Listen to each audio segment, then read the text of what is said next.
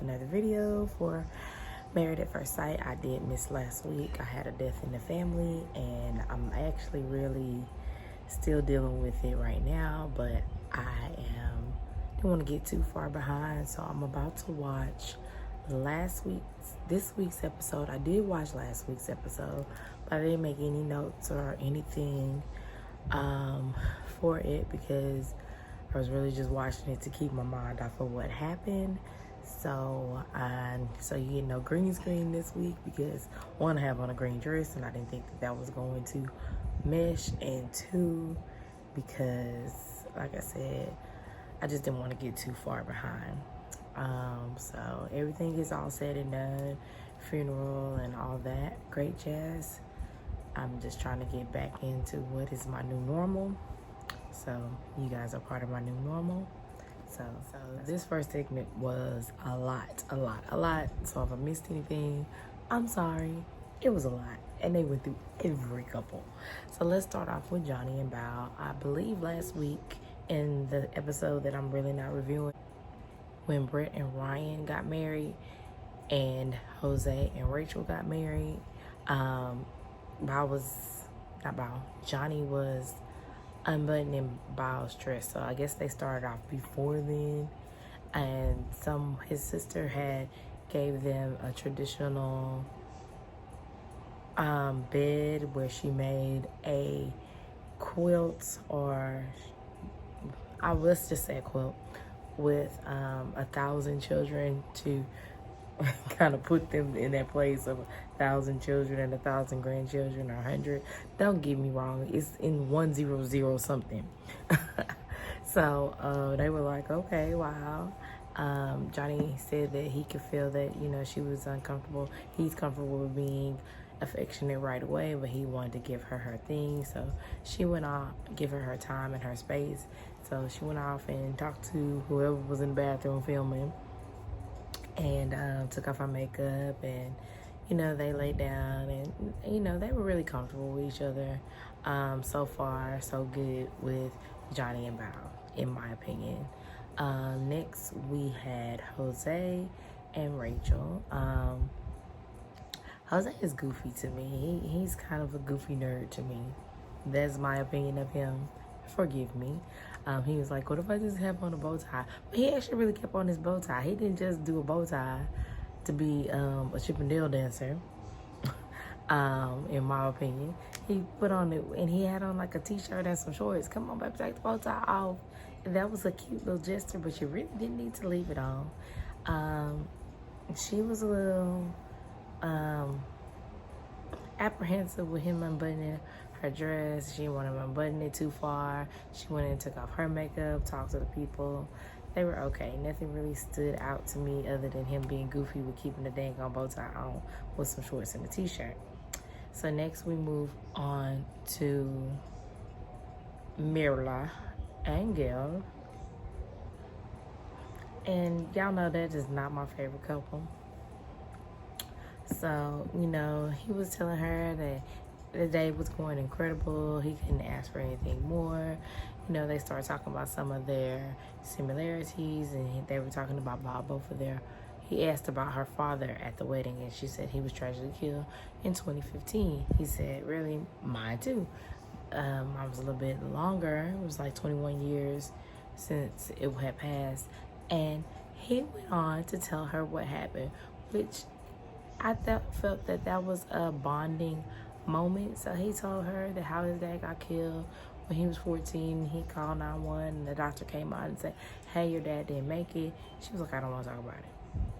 So you would make your husband that you just met talk about this tragic thing that happened to him when he was 14. Maybe because it was 21 years ago, you think it wasn't as significant, but that is hard for anybody to talk about a parent who has passed away, especially if it's tragic like that. And you tell me I don't want to talk about it. And then when they go to bed, she's all curled up in her little thing, and he's like, and he's like, good night, husband. She was like, good night, husband. And he was like, yeah, night-night. I think that turned him off a little bit towards her. He might not admit it, but to me, that would have been a turn off to me too. I'm trying to bond with you. I'm not trying to sleep with you. I'm moving slow, and you want to be like, night-night, husband, and I don't want to talk about it. Yeah, it's hard to talk about, but you got me to talk about it. So I think in retrospect, and maybe I'm being mean about it, but I think in retrospect, she should have talked to him about it too. Moving on. Okay, so then we had Zach and Michaela. Zach and Michaela, they have good chemistry, and you know they were living it up, laughing it up. He was like, he's attracted to her personality. She said the best thing was meeting him. She went and took off her makeup and put on her pajamas. Well, not all of her makeup. She's like, I left a little bit. But us as like glamour girls, African American girls, we seem to do this sometimes. We don't want to take off everything. I know it's a lot of times when I do my makeup and I do not take it off at night. One, because I put in a lot of effort to put it on, and two, I just want to be cute in bed. So, you know, but he was like, oh, I didn't see all that in the dress, because he was seeing her curves and everything. He did express that one of his friends had came down with COVID, which made him running late, which I think in a trailer where I see that he tested positive for COVID, so I guess that's them leading us into it. So that is what I have of the couple. Don't you hate when you press record, but you're really not recording? That's just what happened to me. But anyway, let's move it on. So we're going to have to hit this little by little on the segments, because it's been a lot for me to remember. So they just got through giving everybody's little personal bedroom cams of all the different couples. Jose and Rachel are like, oh, we can speak for each other. Oh, we're having such a good time.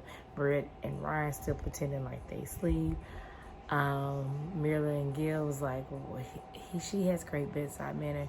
And she was like, he snored a little. Y'all know, right now I'm not feeling that couple. We had Zach and Michaela, and they were like, Zach was like, it's a king size bed and I don't have any room over here. And she's like, I told you I want to cuddle, you not getting away from me. It was just cute little camera action. So let's see what the meeting brings. Rachel and Jose are talking about how happy they are being married, and look at the rings and how do you feel. And then they gonna get into this conversation that makes them wonder, what are they gonna be their first argument about? They know it's inevitable, but they're having lighthearted conversation about what the future may hold. She said she was happy she matched with somebody that she didn't really have to change a lot for, that they were compatible. But she doesn't know that Jose has that list, y'all. That list. So let's see what happens with that. Okay, so Mirla and Gil, he's like, how does it feel to wake up and be married? And she's like, it's surprisingly normal. But how's it surprisingly normal when in your mind and in your sayings you keep saying we're strangers and you don't really want to share? So they got back into the whole fathers being tragically killed, and you know, it seems like she really didn't want to tell him, but she went ahead and tell him, because he was like, well, I told you mine and you were tired, so you want to tell me yours? And she told him, and my God, I feel so bad for her family and her, that your half sister or married to sister, stepsister, whatever the freak you want to, and her husband decided to kill this woman's father. That is crazy. That is super crazy. And they took the body and hid it somewhere, and then eventually confessed. Oh my God, I feel for her family. I feel for her. And yes, that's not easy to tell, but this man witnessed it as an adolescent. So anyway, so that's what happened with them two. Anyway, so we got to Zach and Michaela. Zach and Michaela got up and they started talking. Zach asked Michaela about past relationships, and you know, she's like, she's kind of possessive. Said he was a little bit nonchalant. He, trusts her to do what she needs to do, but hey, if somebody like oversteps, then he would say something. They just seem to be meshing pretty well so far on their end.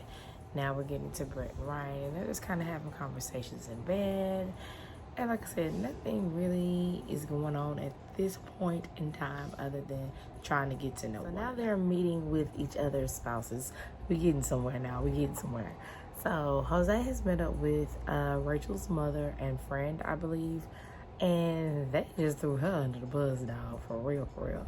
And he is really concerned because, you know, he's list, checklist.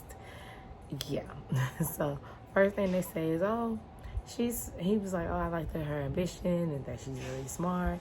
And they was like, oh yeah, she's doing it. She's got her master's. She's thinking about getting her doctorate, you know, her career and everything. But at home, she's a little bit messy. He's mouth dropped. And then the friend was like, oh, I can't wait for you to ride in her car. He's mouth dropped because I think the car is banged up and messy.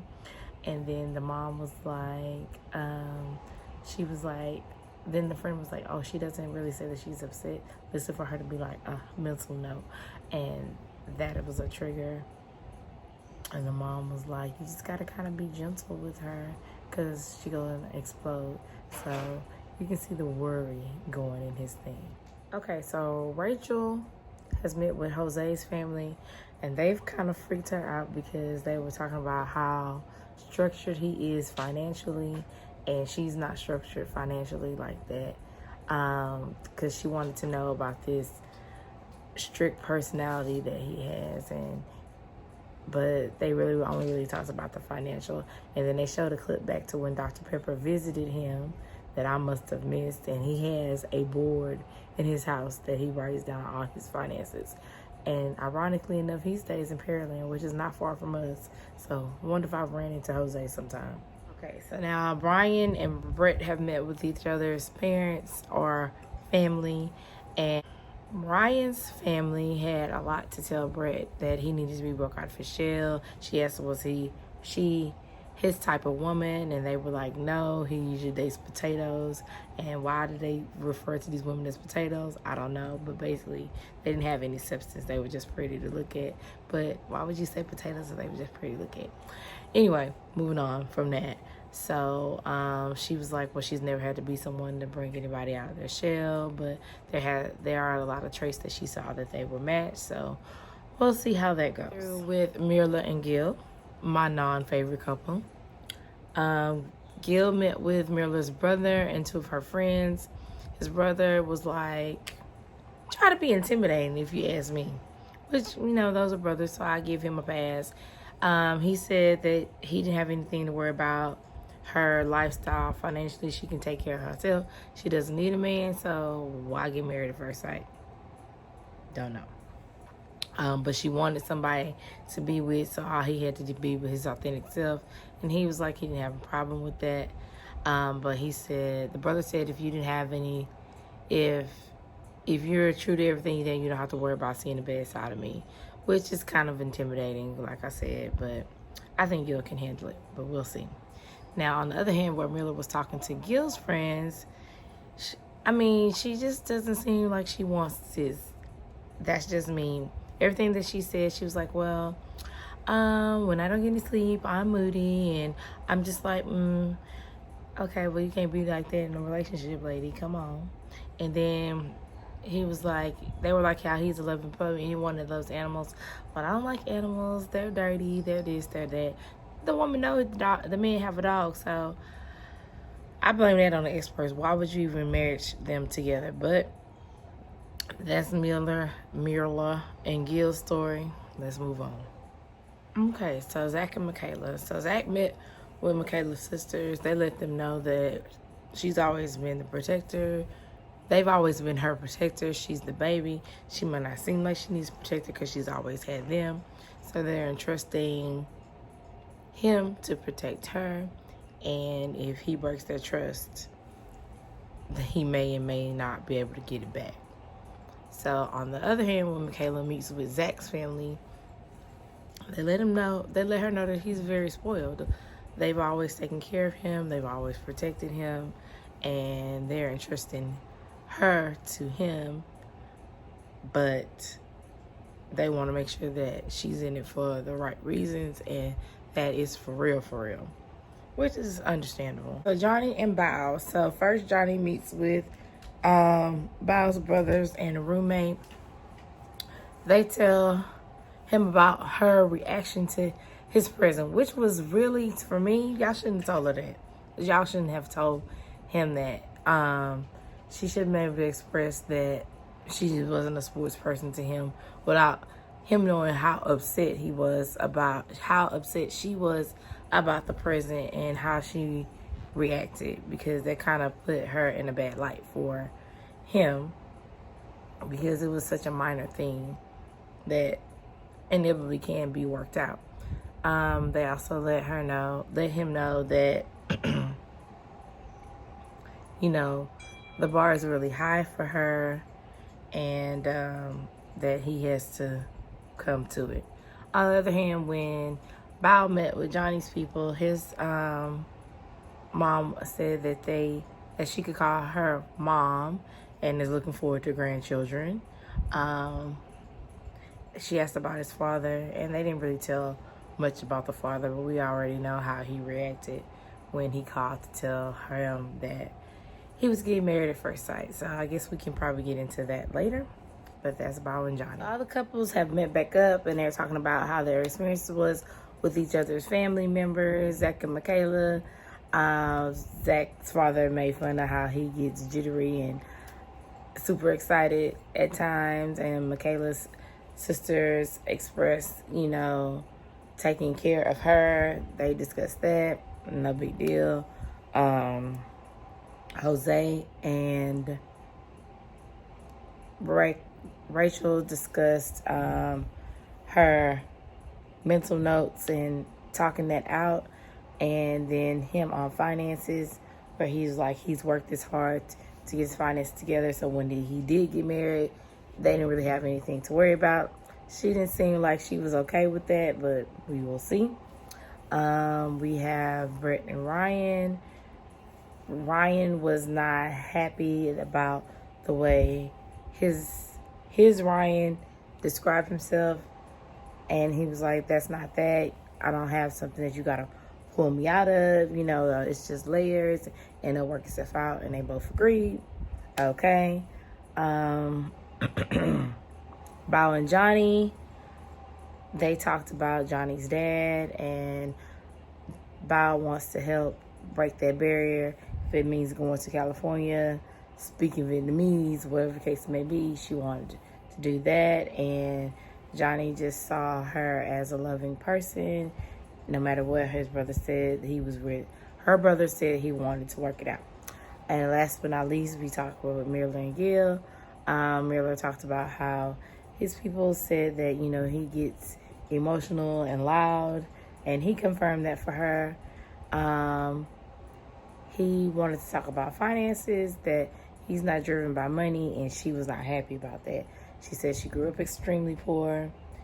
Some money highly drives her, where that's not the case for him. So there we go. So they have gotten their honeymoon packages. They're going to Florida, and they gave them sleep mask and hat and mask, and they're going over packing. So Johnny got introduced to Bao's spreadsheet mania. He says the day that she gives him control of her spreadsheets, he knows that he's really in there, and that is probably so true. Zach and Michaela are just excited. Jose and Rachel are excited. They're in there. Brett and Ryan kind of hit a little thing, because Ryan is scared of airplanes, which kind of stole Brett's thunder. And then Mirla and Gil. Mirla can't do nothing. I can't put the mask on because of my lashes. I can't put that on because I got a chancla.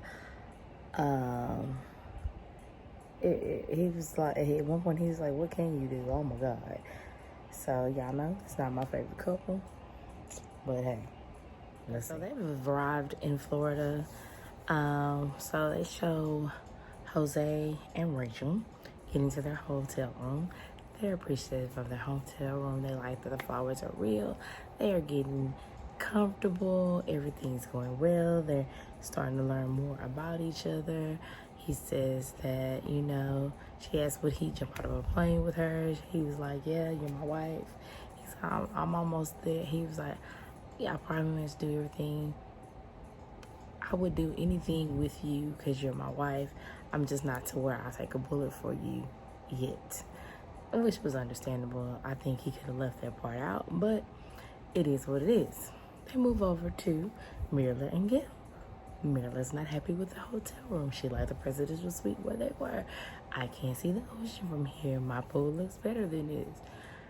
He asked, what did you want to eat? Do you want to eat a salad? Why did you assume I want to eat a salad? Yeah, I want a salad.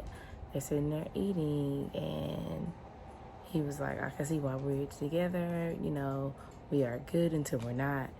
And I don't know how the subject came up, but she asked, do you think I'm high maintenance? And he was like, absolutely.